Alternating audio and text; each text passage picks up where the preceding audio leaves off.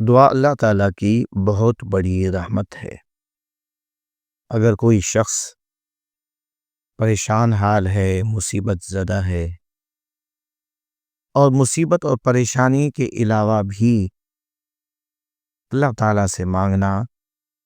یہ بہت بڑی اللہ تعالیٰ کی رحمت کا سبب ہے۔ اللہ تعالیٰ کا ارشاد ہے وَادْعُونِی أَسْتَجِبْ لَكُمْ، تم مجھ سے دعا مانگو، میں تمہاری دعا کو قبول کروں گا۔ اسی طرح حدیث پاک میں دعا کو عبادت کا مغز قرار دیا گیا، لیکن عبادت کے علاوہ بھی دعا کیونکہ خود عبادت ہے، اس لیے جس شخص کو اللہ تعالیٰ سے مانگنا آ گیا تو سمجھے کہ اس نے اپنے لیے رحمت کے دروازے کھول لیے۔ تو نبی کریم صلی اللہ تعالیٰ علیہ وسلم جب دعا مانگا کرتے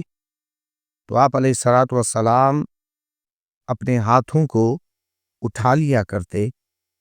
اور ہاتھوں کا رخ آسمان کی طرف ہوتا، اور پھر نبی کریم علیہ الصلوۃ والسلام نے ہاتھوں کو الٹا کر کے دعا مانگنے سے منع فرمایا، اور پھر حکم فرمایا کہ سیدھے ہاتھ سے، یعنی اپنی ہتھیلی کو سیدھا آسمان کی جانب رکھنے کے بعد اپنے چہرے پر پھیر لیا کرو۔ آقا کریم علیہ السلام کی سنت مقدسہ ہے کہ جب کوئی شخص دعا کے لیے کہتا یا کسی کے لیے آپ صلی اللہ علیہ وسلم جب دعا کرتے تو سرکار دو عالم علیہ الصلوۃ والسلام پہلے اپنے لیے دعا مانگتے اور پھر اس شخص کے لیے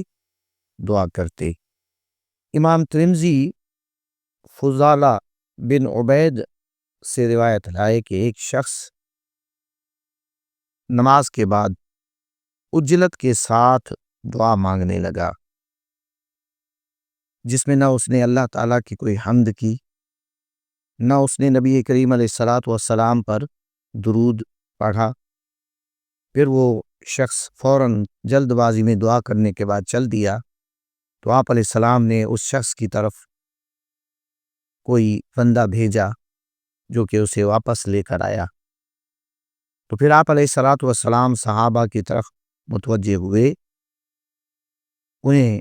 صحابہ میں سے کسی کو مخاطب کرنے کے بعد کہ وہ شخص بھی محفل میں بیٹھا ہوا تھا،